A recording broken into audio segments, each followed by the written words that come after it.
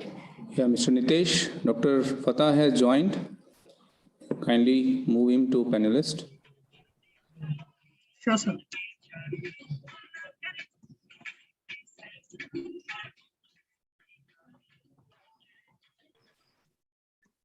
Hello, am I audible? Yes, Dr. Fattah, you are audible. Yeah, Professor Fattah, you are audible.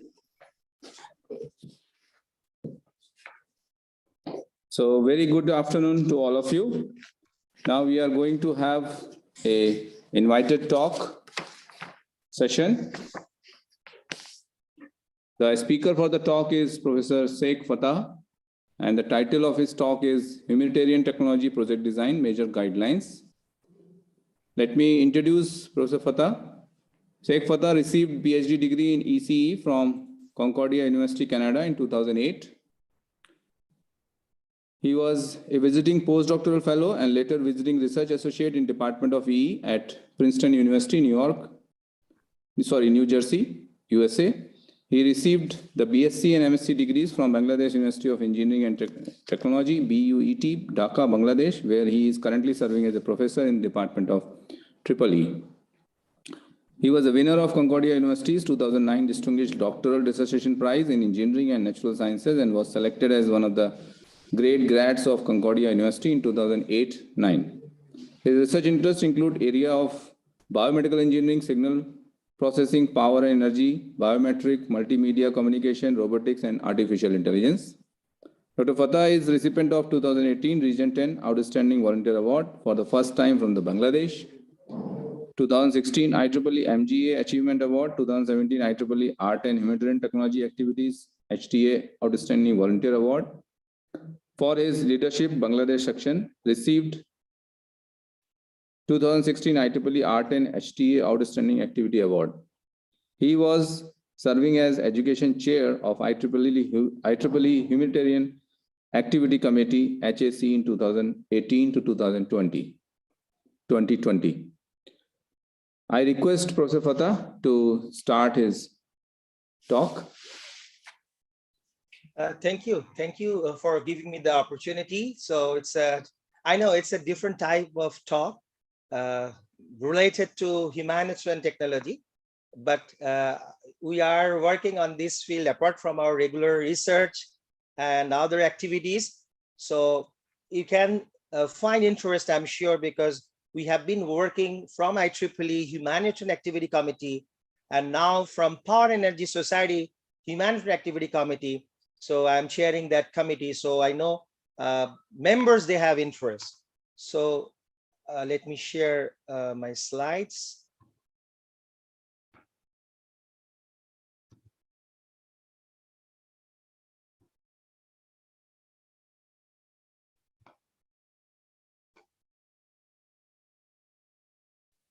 Yeah, kindly proceed. It is visible to us. Thank you. So Humanitarian Technology Project Design Major Guidelines. So yeah, you already have my brief introduction, but basically why I am giving this type of talk in this conference, I served Humanitarian IEEE Humanitarian Activity Committee Education Chair for 3 years, and also IEEE Site, and then currently I'm chairing Power and Energy, IEEE Power and Energy Society Humanitarian Activity Committee Chair, and also the Long Range Planning Committee member of Power and Energy Society. And in a different capacity, I'm involved with this humanitarian technology based activities. So Region 10, I became the outstanding humanitarian activity volunteer. And so some of the experiences. So first of all, humanitarian technology, what does it mean? So is there anything non-humanitarian, or you prefer non-humanitarian? Obviously it's not. So basically humanitarian concerned with human welfare. There's no confusion about that. Humanitarian activity conducting human welfare may involve technology or not. That's the key point. So you can demonstrate something. So you can have a lecture session in a hospital and you do good to local people, say good words, good practice without using any technology. Being an engineer, we may not be liking that path. Rather, we want to do something where we can use our expertise, we can use the technology, because in the long run, we are tech guy. So that's why we are telling that humanitarian technology, it's more focused to achieve this humanitarian aspect by using engineering and technological tool. So you have the expertise, you are an engineer, you have vast experience, and you are working in an industry or in an academic environment. But believe me, doing something for the community is always gives you added advantage. Once you do that, then you feel that you have done something for your community. So that's the first of all, I want to focus that particular aspect. So being a PS member, Power and Justice Society members, you must be expert in that area. Just giving a small data is like the trends among our young volunteers, student members, like the student run chapters in 2018.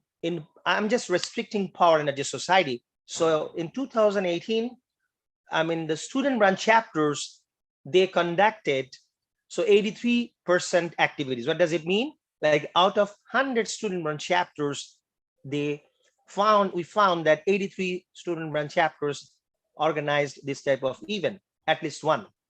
But in 2019, once we started this PACE Humanitarian Activity Committee, so we saw a rapid growth. Students, with the help of their teachers, with the help of the community, you can see the growth, 139. That means one particular student branch within a year, not only one, more than one humanitarian technology relevant activities they are doing.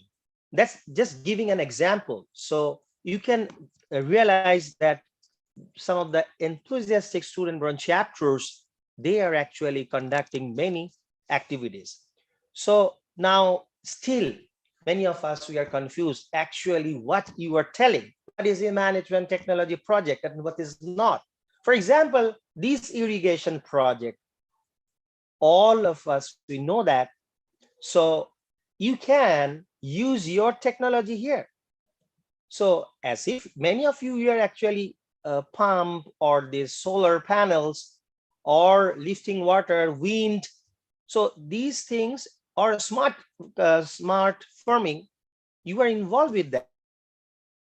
But maybe you are conducting research, publishing papers, not going to the local community and not targeting a local community and see with your particular innovation, how you are impacting that particular community. Sometimes we are doing modeling, sometimes we are doing analytical things, getting better results by simulation.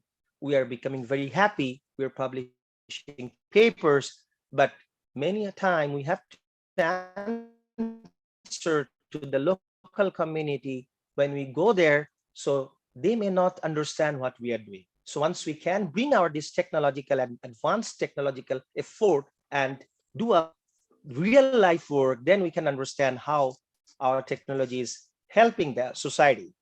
So these are, the biofuels, or let's say smart building management. We can take an example building and see, how much energy efficient we can make the building. And that's the real life implementation of our knowledge. So these are all humanitarian technology projects. Not necessarily, we have to consider a very poverty case and go there and distribute some relief materials. No, not like that. You can consider these activities also humanitarian technology. Different alternating energy sources, different sources are there. So depending on your locality, so where you may have seen like the huge traffic and vehicles are moving, So you can use their vibrational energy to produce some limited amount of energy to charge your local community cell phones, or the passengers who are waiting for a bus there. They can use that small energy for charging their mobiles. So they will be very happy. They will be very, that will be a true help for them. Or wind, or pedestrian. So, I'm telling that these are the examples which you can pick up, and within a year, within a short period of time, you can see the effect. For example, in ISGT, our PES hack, Thiago, he's the vice chair, they had a program there. So the Lighter of Light. So you can see the interest among our volunteers. It's just how we can give electricity with the minimal effort. So if you want to teach the young kids or these young boys, girls, so they will understand and they can replicate that. That's the advantage. And you may have known about the smart village activities. It's now very well known in IEEE. So they are expanding their activities all over the world, especially where there is no electricity. Off-grid cases, they are dealing very efficiently. A lot of dedicated volunteers are actively working there. So I give an example, even in pandemic, it's also from Brazil, but I am serving as the editor-in-chief for IEEE PES e-news. Every month, if you are a PES member, you may get an email. And if you click that, you will get this Power and Energy Society monthly e-newsletter. So I found this in that perspective. So these students during the COVID, they are helping to build mechanical ventilators. So, some of them are using smart circuit operations, and some of them may be power or different other parts. Even in the pandemic, you see they're using their expertise. They're just repairing. So it's also some sort of technology you need for serving your community. So these are basically humanitarian technology project examples, I should say. So the question now, okay, the title what is given here, humanitarian technology project design. So what type of project? The scope or objective. So next comes from home, actually, I'm doing this. The next question is, how can we do that? Or when should we do that? What will be our action plan, technology, methodology? And last of all, even after doing the projects, every time you may ask a question, why am I doing that? What's the ultimate impact? What's the ultimate outcome? So that question also you have to answer, why I'm doing that. So let's first yes, all of us, we know about the Sustainable Development Goals, UN Sustainable Development Goals. It's not new now. Every university, you have to accomplish these all 17 goals. SDGs.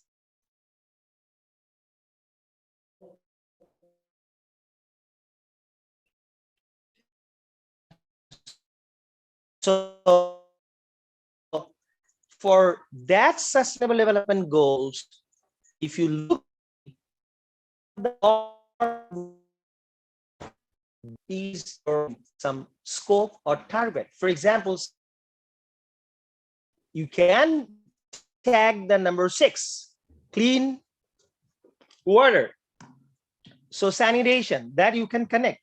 So you can also connect good health, because if you are targeting carbon dioxide, low carbon emission, that means you are providing good health, good environment.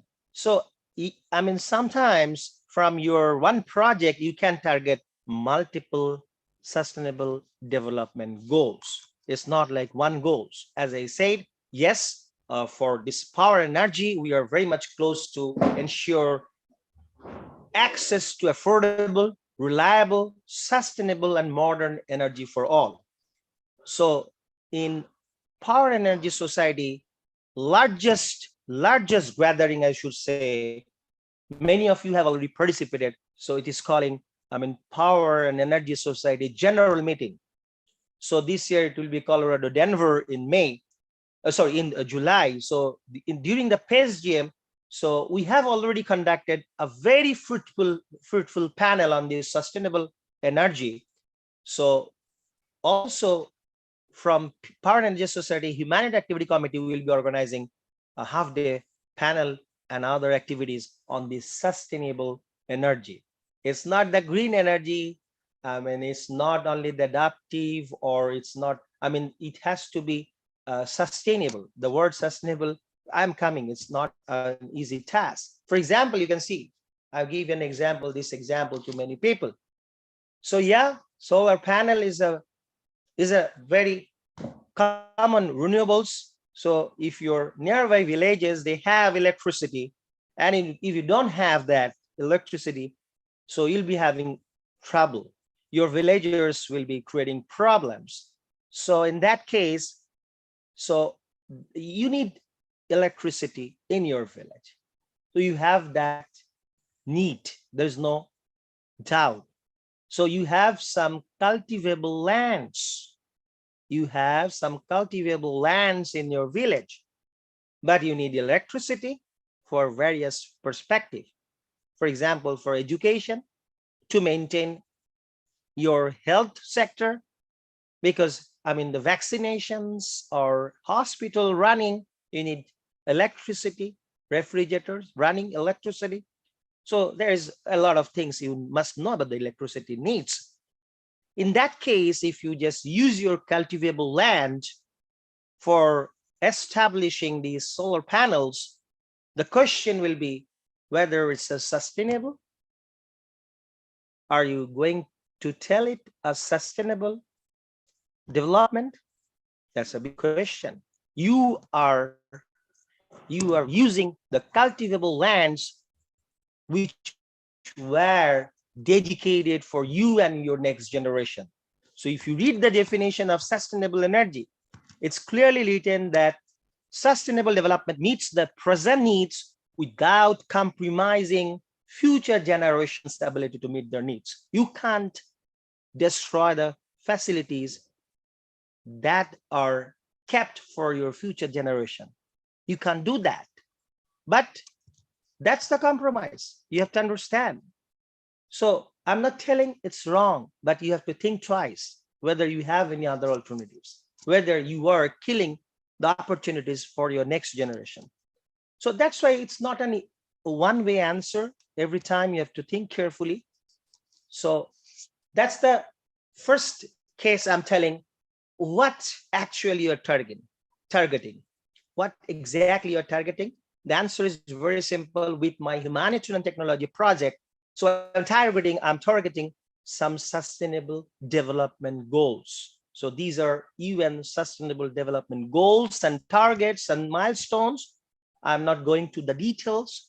So for it could be one goal or a lot of goals together.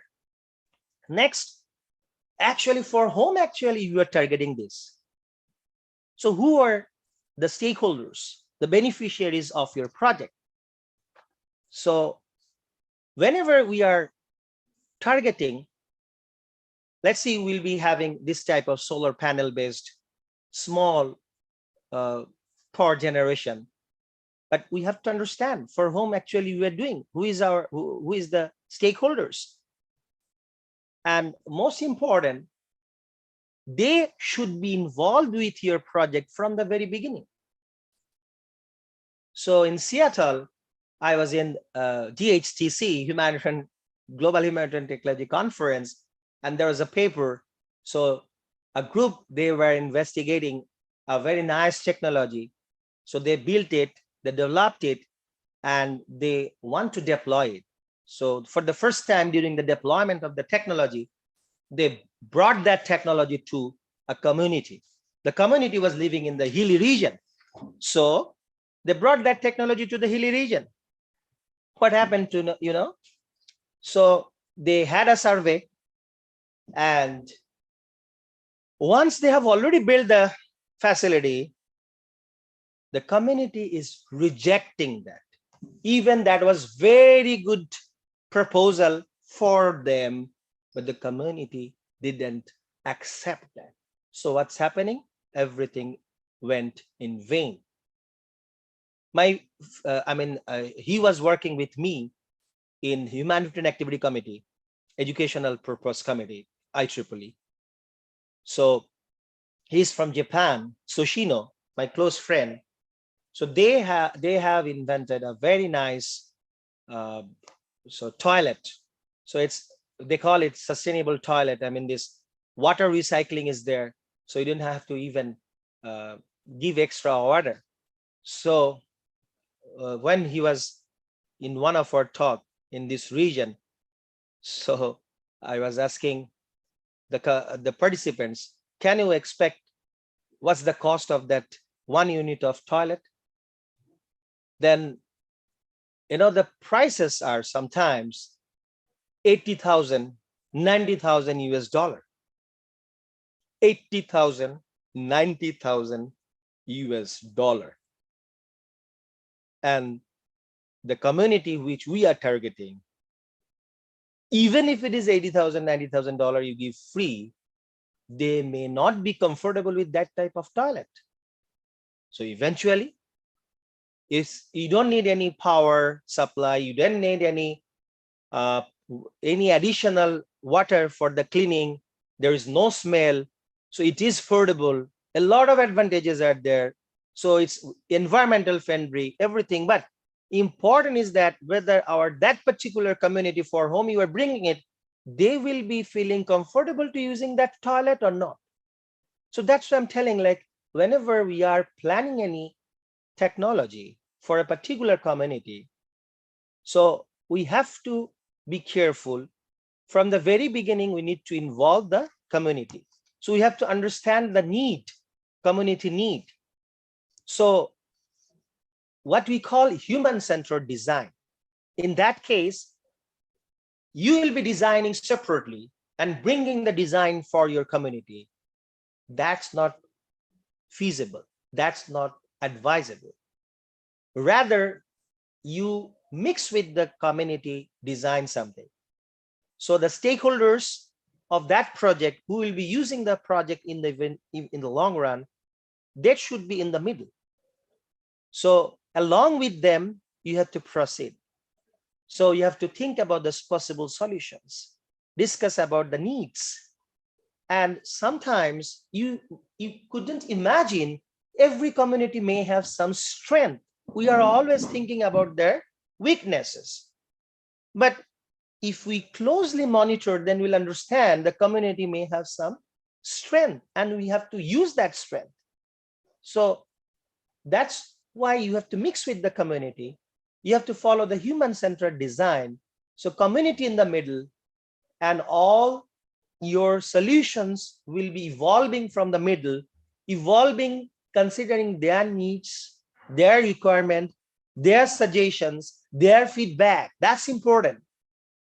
So you have to understand, you bring a solution from another globe, from another region, and try to fit it for your local community. It may not be a good solution. Sometimes local problems need to be solved by the local resources. So local approaches are very much needed. We need to consider the local feelings, their social feelings, their religion, their culture, their ethical things. These are very important because technology is not the all. You may have a better technology that may not be suitable if I try to apply it considering my social practices, cultural practices. I'm not habituated with that. That's why these are some additional things you may have to think apart from the technology. That's why this talk is here. So you have a very good solution, that is technology solution. Believe me, if you find another project who may have a slightly less technological advancement like you, or technically, if I say the soundness is less competitive than you, but that solution covers or take care of these social values, cultural practices. Believe me, even that is less technically sound, people will support that, and your project will not sustain. And important is level of engagement and belongingness. You bring a project for a local community. If they feel it's not their project, no matter if, even if it is for their benefit, even if it is for their welfare, they will always think that you have some profit from that project. That's why you are bringing this for the time being. It's an eyewash. They will not be benefited, so they'll not cooperate. So level of engagement by the community is very important, and belongingness to the project is very important. They have to feel that it's their project. For example, these small little girls, school girls, they have to walk every day 5 kilometers to reach to their schools. So think about the rainy season. Think about the social problems, humiliation, because there are many. So what would be the solution? Yes, this yellow bus is very common to many regions. I should say most of the places in the world. So you may propose, why don't you donate a school bus? Just donate it. They don't have to pay. But believe me, even if you donate this school bus, the problem will be as usual, even it may rise the problem. Why? Who will give you the fuel? Who will maintain the driver cost? Whether that bus can run in your this road. The road itself, you need to tolerate this type of bus. So it's not a feasible solution, even if you are getting a donation of a school bus. So rather than, I have given you a small tricycle example. So that's already there. If you can bring it, and during the school hour, it's only 1 hour. The rest of the time, you can use it to take care of old people or pregnant lady, to bring them here and there, especially to the hospital. So I'm just telling you an alternative. So the global solutions are not necessarily true here. Local solutions you have to apply. And we have to consider these problems multidisciplinary problems. There are many different aspects. So environmental, financial, technical. These are the fundamental things. So apart from that, so if you are thinking it straightforward approach, not necessarily, you need expertise from different disciplinary, and always you have to think in a broader aspect. So we call it system thinking approach. So if I now give you an action plan, how to implement that in this system thinking approach, we have to think from a bigger vision, long-term visions. It's not like 1 year solution or 2 year solution. So these humanitarian things, you have to think for 10 years perspective. So you have to think the consequences. You may build a very nice building. Once you leave, who will maintain that? Do you have the capacity to run that facility once you are leaving? So that's an important thing. So what will happen then? If you just establish a facility and you leave and then it doesn't run properly, next time people will not give you the entrance to their community, because that became a problem for them. If it's a building running not properly, then some odd things will be happening and people will be frustrated for that establishment. You have to remember that. You are bringing generation unit in a particular local community, but you have to also consider whether that generation plan, those rooms are operating properly. Any other things are going on underneath or not. So that's important. Any unequal opportunity benefits are given to the community or not. You are bringing the facility, but not all people are getting the facility because of your not properly so taking care of all issues. Then people will be very angry if some people will be eventually benefited and other will not. So these are different contexts, so that you have to understand. So the problems are there, and if you want to solve the problem, don't try, be careful whether ultimately that may not be another problem creator. So we have to always see the local resources and the usual practice that was being operated there.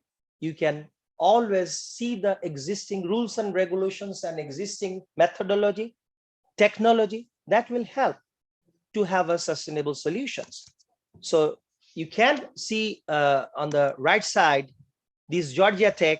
I still remember our President Frank, who died, PES president. So I mean, I went to Georgia Tech. So, and this group, they, under the leadership of Frank, they did a fantastic humanitarian technology project in and different types of projects. So one was in Haiti, and Frank went there a couple of times, and that was a very a nice work, I should say. And still that project is an example for my IEEE. So this is some project we did from PES Humanitarian Technology Committee, Humanitarian Activity Committee. So we give a little fund, and you can see the enthusiasm among the young girls. So they try to build small solar panel, and it's just a learning process. So they enjoy it, so they can fix it by themselves. So they are trained and they're happy. So these are small projects. I'm giving small examples. So for a bigger project, you have to see, like, when you are thinking about that project, so government involvement, NGO involvement, how they're dealing that particular project there. So social, political, ethical, health, environmental problems, how their existing problems, how they're solved. So that first you have to understand. Then you can think about the financial stability. Remember, if you are completely depending on some donation, it's not a good idea. For some reason, if the donation is stopped for a business which has only profit and loss, okay, it's just the business is stopped, finish. You may lose some money, you, a person, or few workers.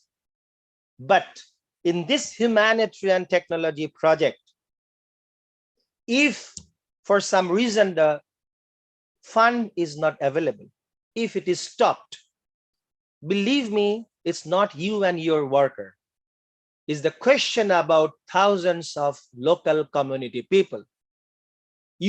Once a project is being operated, that means we are making them habituated with some advantages. If the funding is stopped, that means somehow they will be deprived. So it's not 1% or 2-3%. It's the question about 1,000 people in that community. How they will take it, that's a big question, and you have to be very careful about the different levels of backup before planning such a humanitarian technology project, not after starting the project. So technology selection is an important thing. So you can think about very high-tech or fancy technologies, but that may not work. Advanced technology is not necessarily the best technology or sustainable technology there. So it may be very much sophisticated. Yes, I understand it's good for another particular place, maybe not for that community, because you need the capacity to run that technology. You need to first think about capacity building.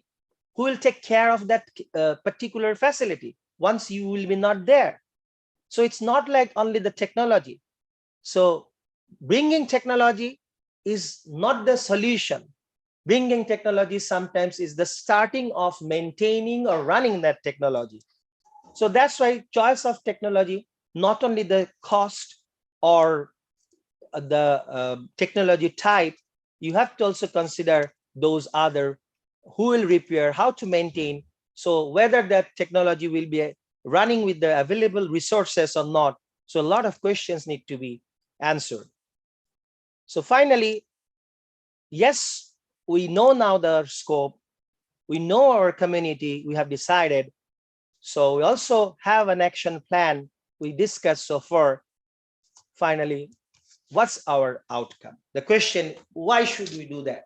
Is it only just to implement a technology in our community to see how they're benefited or not, or just to see my technology is working or not? So if you say that, that's your output. So you have a new model of generator. So you tremendously worked for that new technology to build that generator. So you just install it. So before you had a certain amount of fuel you were giving, and now you install it and see how much fuel it's consuming and the energy you are delivering. It's very simple. So you have everything at your hand. You need to calculate the money you are investing for that energy, for that fuel, and how much electricity you are producing. So input, output, you know, and corresponding dollar values or rupee or taka, you know. So you can calculate input, output in terms of money, and you can calculate the your total amount of profit. Also, motor efficiency or generator efficiency, that you can calculate. You can calculate how many houses are benefited. Fine, that is also a good way to calculate, because I am now giving you a cheaper rate. So previously 100 families were using, now you see 10 more families have added. Everything, these are countable, and these we call input and output. We have to think beyond this box. We call it outcome. So for this type of implementation, do you think that the quality of life is improved? Better education is now offered. Better health treatment people are getting. Due to electrification in more and more areas, they are getting better secured life. So these are few questions maybe you are missing, but you have to ask if you want to know the outcome. And finally, the impact. So if the quality of living of the whole community is improved, you can see after 5 years, that is your final achievement. If you can see more and more employment because the electrification, because the creation of new entrepreneurs, new markets, and people are getting more jobs locally, so that's your ultimate impact. So if you have 2 projects, one project extremely well technically and can show that the efficiency of that generator or installation is very high, so cost is very fantastic, you are providing high cost benefit efficiency, that's it. And the other project, if they add, okay, it's not the end. We are giving you insurance, assurity that at the end of our 5 years project, the community will, overall will be getting more jobs, health sector will be improved, education, security. Why? Because with this project, we have added these components. We are not only establishing this technology, this generation unit, we are also connecting it to some small markets, which were later, before that was operating 5 p.m. Now you can see it's operating till 9 or 10 p.m. So the more business, more employment. So that is the final thing. And you see these things, what I articulated, this health, education, satisfaction, respect to the people. So because of electricity, yes, now security is more, people are entertainment is more at night, children, family can see the television and the different channels, so they are now more secured, more happy. So these things are qualitative. So if you can bring them, the question is how to quantify them. So that is called social return on investment. $1 investment, how much social return you are getting apart from your financial getting. So this quality of life, health, intellectual property, that if you can have a mechanism to quantify this qualitative measure, then it will be very good. So there are many ways. For example, we call the health benefit you can transfer by QALY. So 1 year, if you have to pay the health insurance, let's see, you have to pay $1,000, but at the end, if you have this type of things, you may say you have to pay less, 500. So that things will give you more like this qualitative things you can measure quantitatively. So that's the final comment. So if you are planning humanitarian technology project, please just you can always communicate with us. We'll be happy to help. So we have a lot of video lectures, tutorials. So GHTC conference, I have a 4-hour session. So I'll be very happy to give you or connect you to many people all over the world. They're connected with us. So I mean, that will be a great pleasure for me and Power Energy Society Human Activity Committee. Thank you for giving me the opportunity. Thanks. Thank you, Professor Fattah. Thank you very much. And it was a really interesting presentation to see the lot of effort being made by you and your team by involving through IEEE activities to reaching to really benefiting the society. That is the best part, that ultimately the technology, the efforts which we are making as a technocrat should really reach to the end user and really those who are really needed in the society. Then that makes a real sense of our technology innovations and whatever outcomes. This should not be just ended with the theoretical research papers or patent or something which is not reaching to the end users. That was really interesting and wonderful sessions from your end. I really appreciate your efforts. In spite of your busy schedule, you have kindly considered our request and taken up our, we could not make it as per maybe your earlier engagement. Anyway, I'm really thankful and give a big round of applause. Thank you, Professor. Thank you, Professor Bobot. Thank you.